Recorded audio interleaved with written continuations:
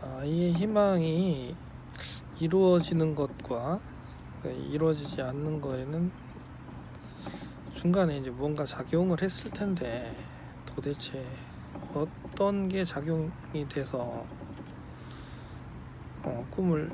희망을 이루는 아이와 희망을 이루지 못하는 그 차이가 이제 생길까요?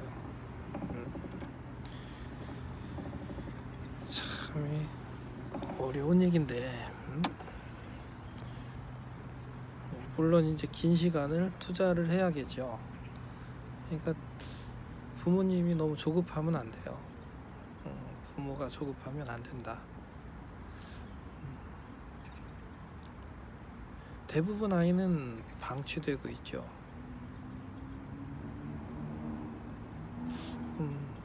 그렇다고 봐야죠. 근데 부모님들은 아이한테 늘 뭔가를 시키고 있거든. 근데 그 시키고 있는 것과 아이가 그 목표를 이루지 못하고 그냥 물거품인 꿈이 돼서 사라지는, 꿈은 계속 갖고 있겠죠.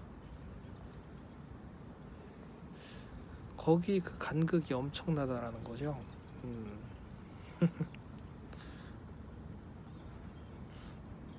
이게 무슨 얘기냐면, 아이가 바라보는 방향과 현재 부모님이 바라보는 방향이 너무 멀어졌어요. 이게 너무 많이 벌어졌단 말이지. 과연 아이의 희망과 부모의 희망이 같이, 간격이 별로 없이 같이 갈 수 있냐? 같이 갈 수 있죠. 제가 방치라는 얘기를 한 거는, 부모님이 이제 너무 멀리, 그러니까 아이한테 엄청난 거, 그러니까 아이 성향하고 아이가 받아들일 수 있는 정도를 잘 보셔야 되는데, 하나를 받아들일 수 있는 아이다. 그러면 하나를 가리키고 약간 더, 아이가 이제 그걸로 끝나면 안 되니까 약간만 더, 둘도 아니고 1.5 정도 이렇게 해서 할 수 있는 뭔가를 주면 일어나가거든요. 근데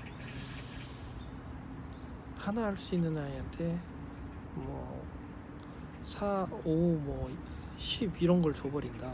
그럼 얘는 괴롭죠. 그러다 보니까 이제 학원에도 보내게 되고, 그리고 이제 돈 들이고 시간도 투자했는데 아이는 잘 못하고 있고. 우리 이제 보통 학원의 반들은 그 낮은 반 같은 경우도 마찬가지고, 그 선생님들도 한 10명이 있다라고 하면 그 10명이 다 전문가일까요? 이게 참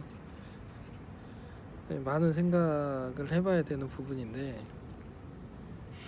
부모님은 그냥 갖다 맡기면 다 되는 줄 알아요. 학원 시스템이 있다? 자, 우리나라 뿐만 아니라 대부분 나라들이 시스템이 잘 돼 있죠. 안 돼 있는 나라도 있겠지만은 잘 돼 있단 말이에요. 근데 거기서 이제 성과를 내는 것과, 성과를 내는 사람이 있는 것과 그렇지 않은 거, 반드시 이제 존재한다는 얘기죠. 이 수학 공식에도 있어요. 8대2의 법칙. 그러니까 우리가 시스템이 갖춰져 있는 학원에서도 그 이 부분에 있는 선생님들이 아이의 담임이 돼주면은 참 좋아요. 근데 그렇지 않은 8한테 맡겨 있다. 참 머리 아프죠.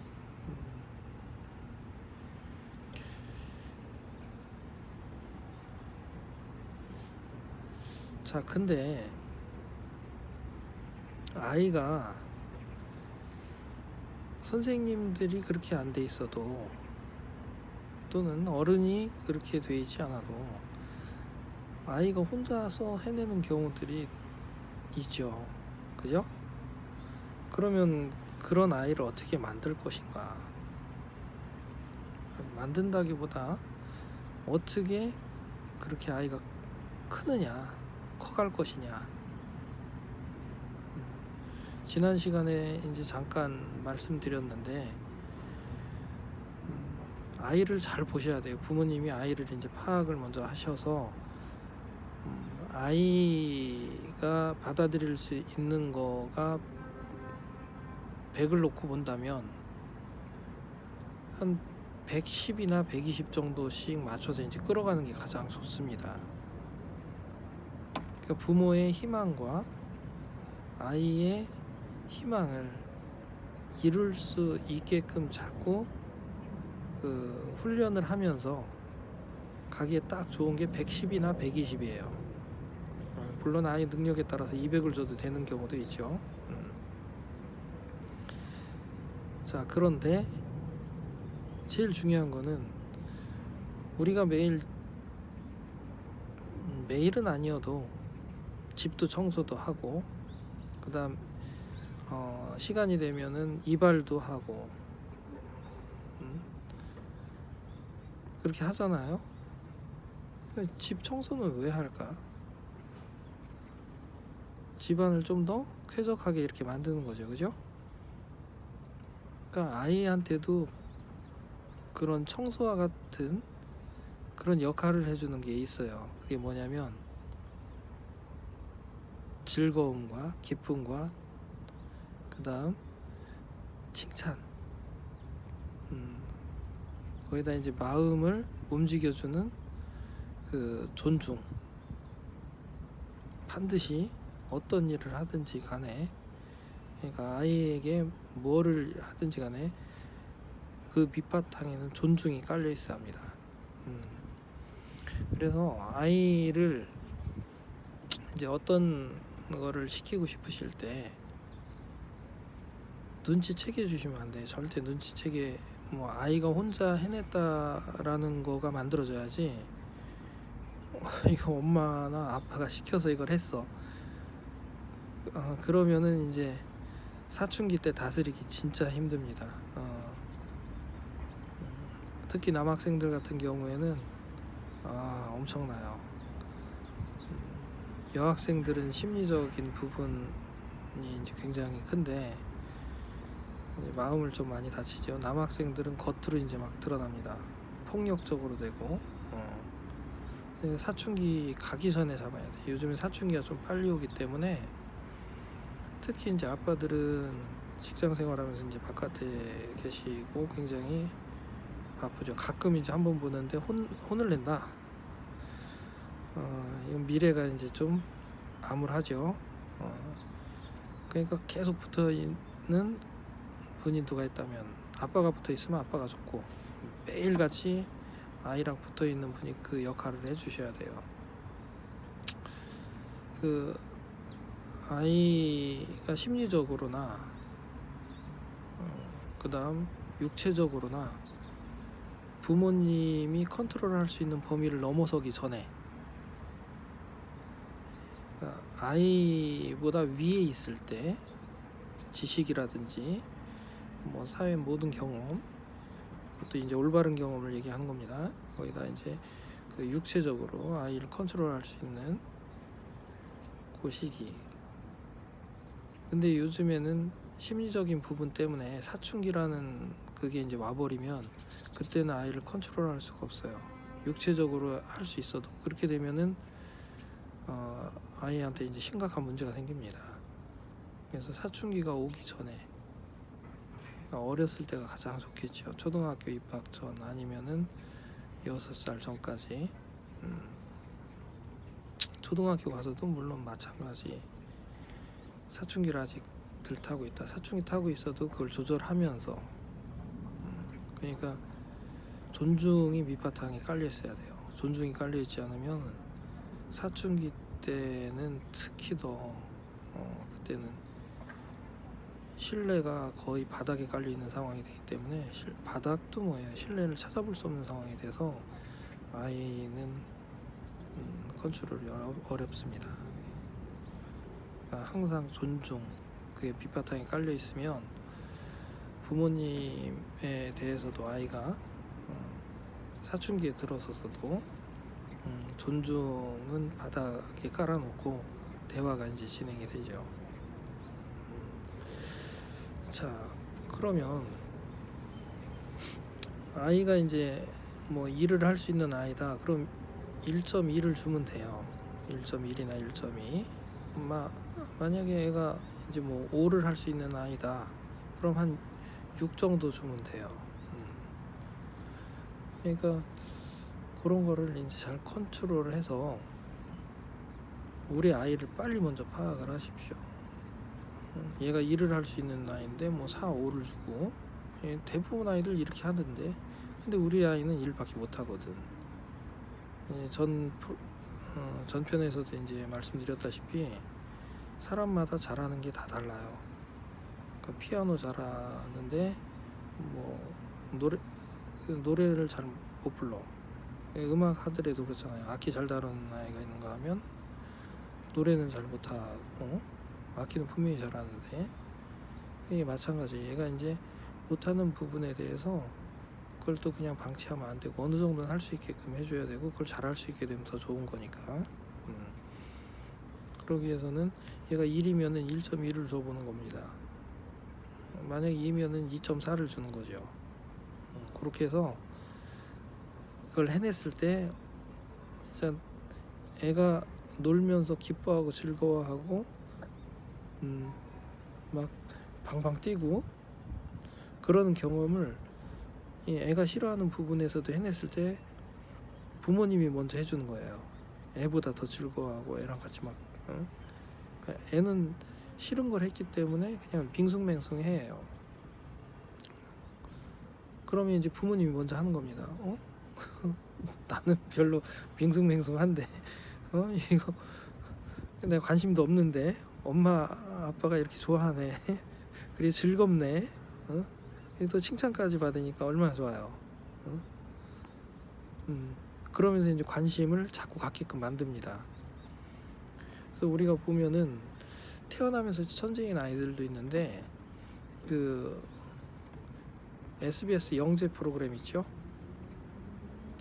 거기 보면 아이가 혼자 뭘 이렇게 깊게 파서 초등학생인데도 거의 대학 수준 이상까지 깊게 이걸 해들어가죠. 보면 이제 못했었던 아이고 관심도 없었던 아이가 어느 순간 이제 그렇게, 그러니까 처음 태어나면서부터 천재가 있는가 하면 관심을 갖고 자기가 그걸 깊게 이렇게 파는 경우가 생겨요.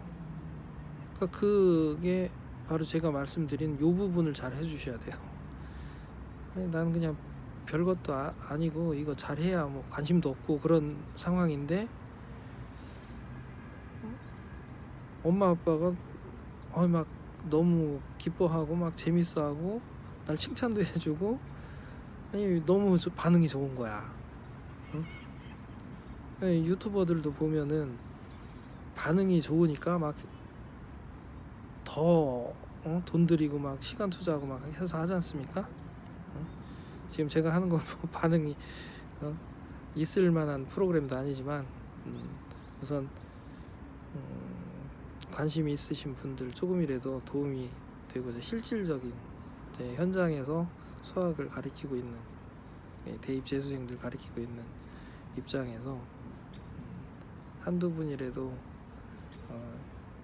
이렇게 왔으면 해서 지금 찍는 거지만, 좋아하면은 그렇게 하게 됩니다. 시간 투자, 돈 투자, 뭐 모든 걸 다 투자해서 그렇게 하게 되죠. 그죠? 어른들도 그래요. 어른들 요즘 어르신들도 그렇잖아요. 70대 8 뭐 그런 분들도 유튜브 이 영상을 찍어서 많이 올리십니다. 재밌으니까 남들이 호응해주고 반응해주고, 이게 굉장히 중요해요. 돈 들어가는 것도 아니잖아요. 그냥 학원 보낼 필요도 없어요. 나중에 그렇게 되면. 왜? 지가 관심이 있어서 하지 말라고 해도 하는데, 음,